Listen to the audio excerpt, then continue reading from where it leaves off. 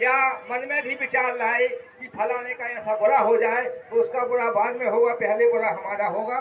ये जो है तो आप परीक्षण करिए कि यदि हमने किसी को किसी ईर्षा भाव से, द्वेष भाव से, घृणा भाव से या अपनी किसी अज्ञानतावश, तो हमको पहले जो है तो किसी प्रकार की हिंसा से दूर रहना चाहिए।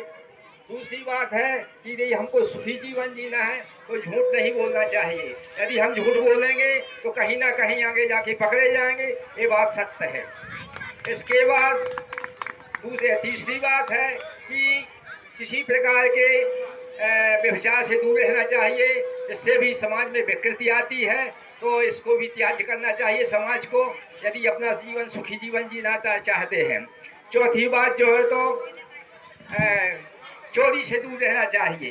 चोरी का अर्थ होता है कि जैसे भले किसी की चीज कहीं पे पड़ी है तो उसको पड़ी रहने दो, वो जिसकी चीज होगी वो आकर के वहां से ले जाएगा। यदि हम ले जाते हैं तो वो जो है तो चोरी की श्रेणी में आ जाती है, भले वो जो तो पड़ी है। तो इस प्रकार से हम लोगों को अपने जीवन के लिए ये महत्वपूर्ण चीजें हैं। अब बात आती है कि समाज संगठन, तो समाज और संगठन को जो है तो क्यों आवश्यक है उसको आगे बढ़ाना, क्योंकि जो चिड़िया होती हैं वो भी जो है तो अपना घोंसला प्यारा सा अपने चोंच से बनाती हैं। तो इसी प्रकार से चाहे समाज हो या परिवार हो, वो परिवार से ही समाज बनता है।